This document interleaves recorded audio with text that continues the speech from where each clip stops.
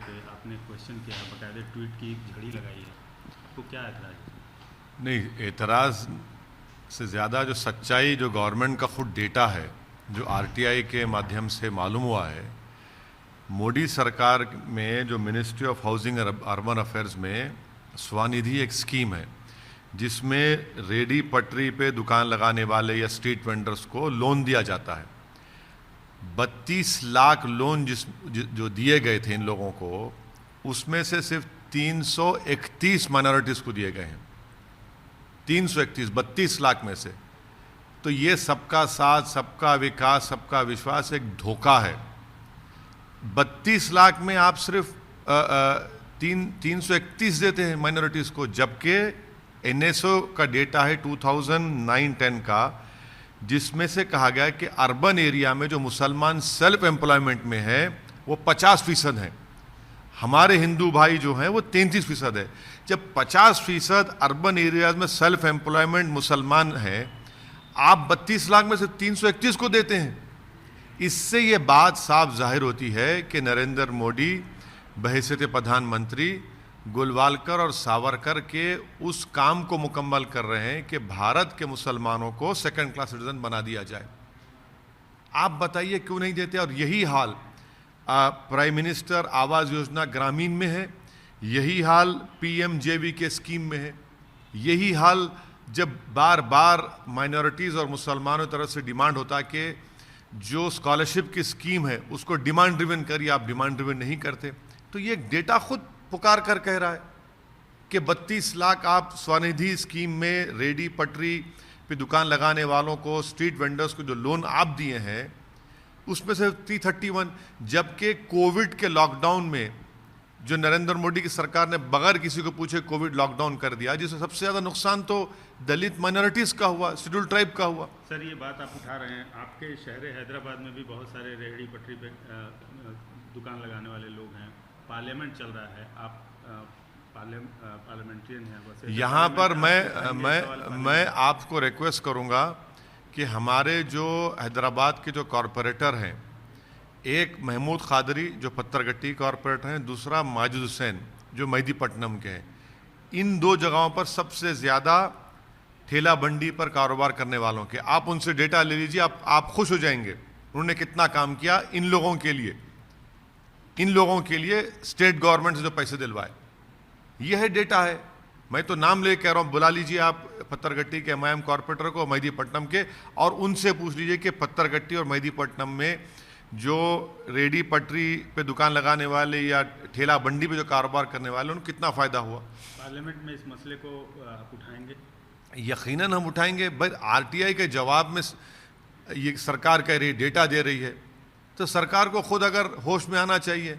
अगर वो सबका साथ, सबका विकास, सबका विश्वास का जो बाजा बजाते हैं, ये झूठ बोल रहे हैं। 32 लाख में आप सिर्फ 331 माइनॉरिटीज़ को देते हैं, जबकि एनएसएस का डेटा 2009 का कहता है कि 50% जो सेल्फ एम्प्लॉयमेंट में अर्बन एरियाज मुसलमान हैं, आप उनको ही नहीं देते हैं।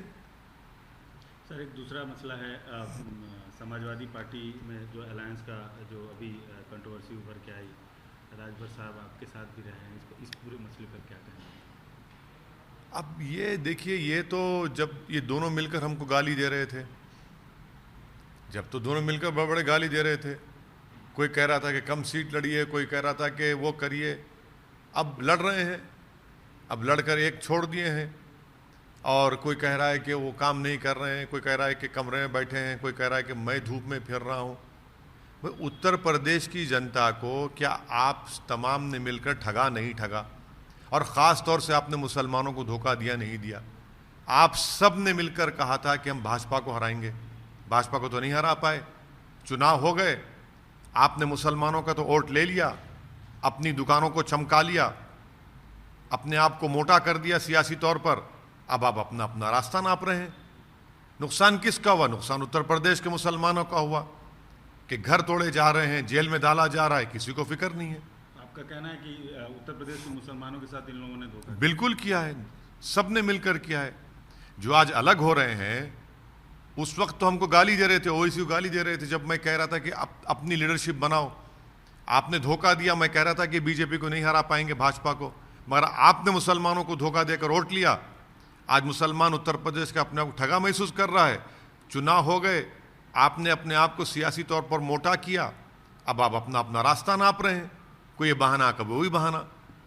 Sir, you have raised the question on the सबका साथ सबका विकास।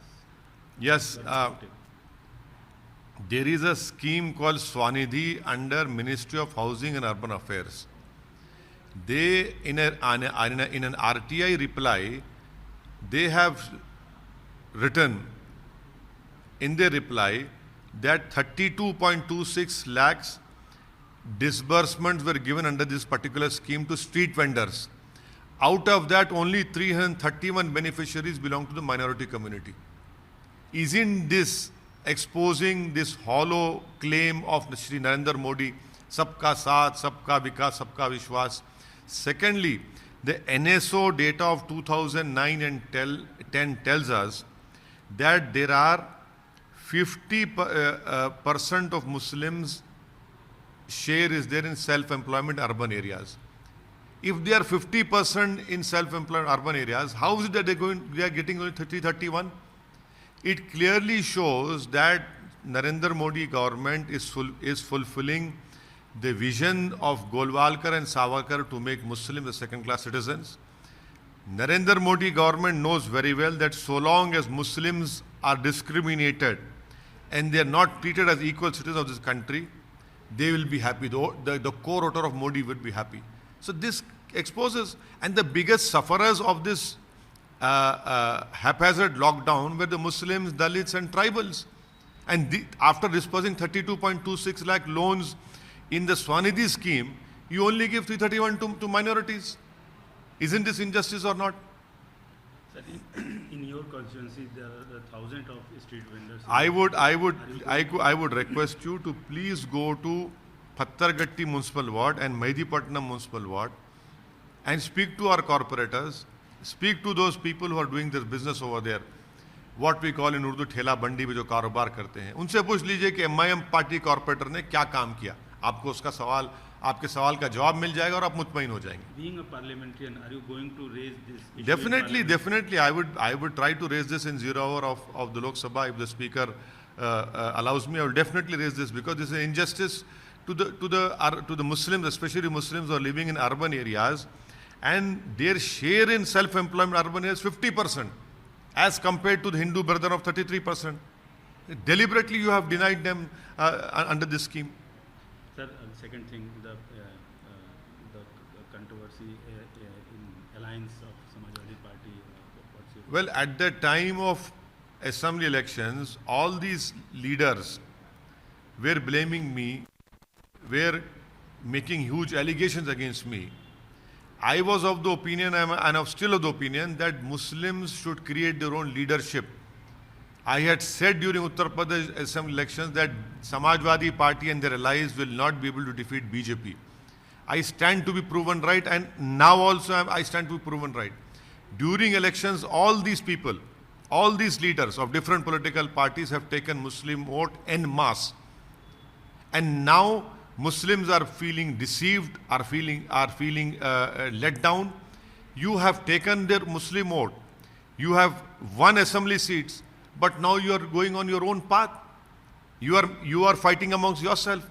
That is why it is high time that the Uttar Pradesh Muslims create their own political leadership rather than relying on all these political parties who are only interested in their votes. They're not interested when houses are being demolished, when Muslims are being picked up for false cases, when Muslims are being arrested for doing namaz. So this is the real issue of the Muslim community.